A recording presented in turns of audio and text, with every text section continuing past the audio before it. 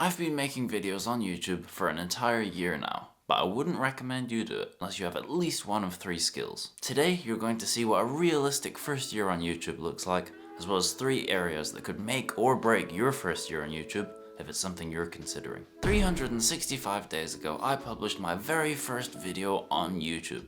And naturally, it was terrible. It was an introduction video on a channel with 0 subscribers.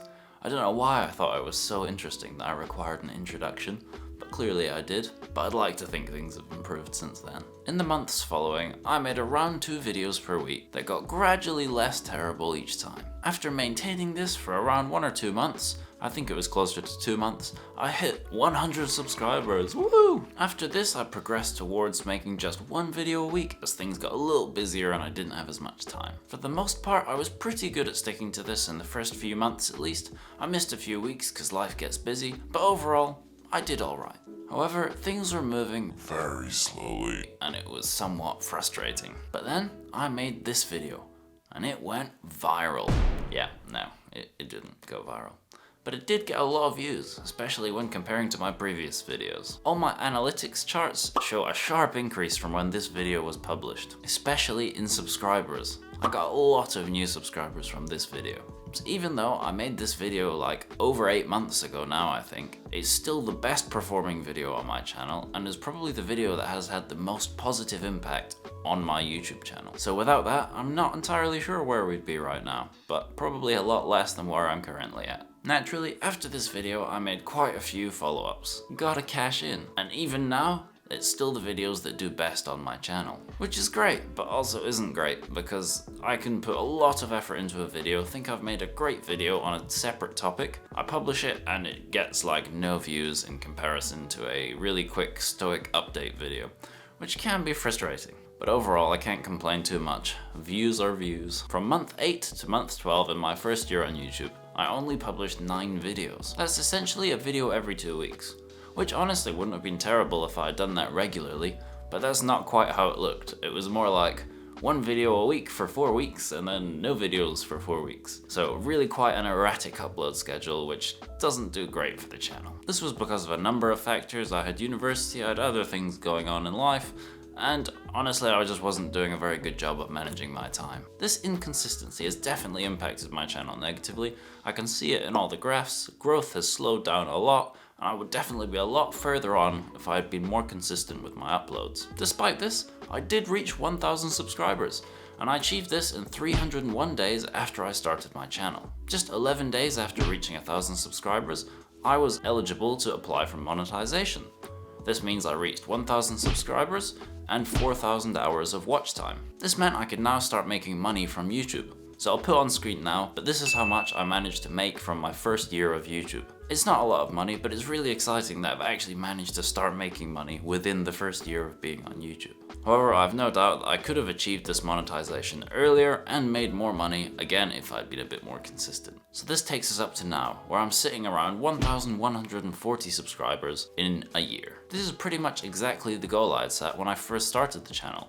I wanted to reach monetization within 1 year, and I did it in just under 11 months. However, consistency aside, I think my channel could have done a lot better and I could have achieved this much earlier if I had these 3 skills from the start. So if you're like me and don't really have any of these 3 skills, then you're gonna have to put a shift in to make it work. And it still might work, but it's gonna require a little bit more effort. The first thing is creative skills. So if you have experience with photography, videography, video editing, design, anything like that, you are going to be at a huge advantage. I did not, and still, to be honest, don't really know much about cameras, lighting, editing, designing thumbnails, design in general.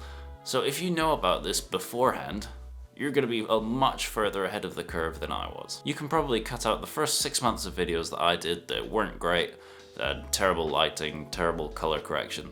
If you can cut all this out, you'll start your channel with a much higher quality. However, even if you don't have direct experience, if by nature you are a creative person, then this is still going to be very helpful. I wouldn't say I'm a creative person. I have interests in creative outlets. However, I have 0 natural talent with anything creative and haven't had a lot of experience doing it. but you probably figured this out already judging by my thumbnails, especially my early thumbnails. So if you are creatively inclined, then use this to your advantage. The second thing you need is camera presence and resilience. If you're good at presenting or speaking already, you might have a bit of a head start. But even then, it is surprisingly difficult to talk to a camera by yourself in a room with nobody else in it, and still be able to feel and talk naturally. So where does resilience tie into this then?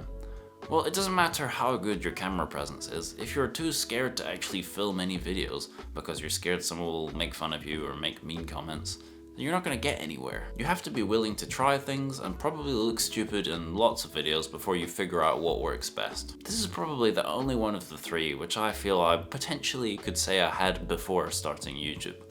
And I think it's probably the reason I've got to where I am today. I'm very willing to give things a go and look stupid in the process, all in the name of trying to find out what works. However, I definitely still have a lot of work to do with camera presence, as although it came somewhat more naturally to me, I didn't really mind it too much. I still need to work on sounding less like a bored robot and making things a little bit more engaging. So I think this is a skill that would be very helpful to have before starting on YouTube. Finally, you better have amazing self-discipline and organization. I don't think people realize how difficult it is to maintain a regular YouTube upload schedule, all while dealing with the usual ups and downs that life brings. Speaking generally, I would say I'm a very focused and disciplined person. However, I have really struggled with being consistent on YouTube. The mental energy required to come up with ideas, film them, edit, repeat, watch your metrics all the time, try and figure out new ways to improve, it can be really quite draining. Therefore, I think having discipline or motivation alone isn't going to be enough. Obviously, you need a combination of both, but as well as that, I think you need to truly enjoy what you're doing. You need to enjoy the process of making videos. Otherwise, there's no way you're going to be able to survive. Now, obviously, you can succeed without these skills. However, you will be starting at a disadvantage like I was. So if you're using YouTube to try and make money, then it's going to take a bit of time for you to develop these skills first, get up to an equal level with other people on YouTube, and then you can potentially start making money. This might take a bit of time, so if you're looking for some alternative ideas, then check out this video here.